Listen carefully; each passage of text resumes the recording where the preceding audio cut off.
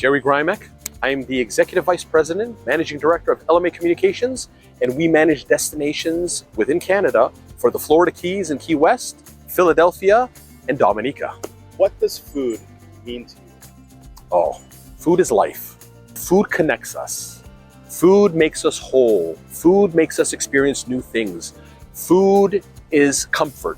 I mentioned culture, family, fun, and overall togetherness.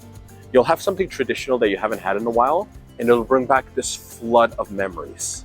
I always love having my mom's food, and if it's something traditional that we have, and it brings back good memories and some sad memories too, for family members that can no longer be with you. But we go to destinations and we may not speak the local language or understand the local culture, but the one thing that we can easily connect through is food.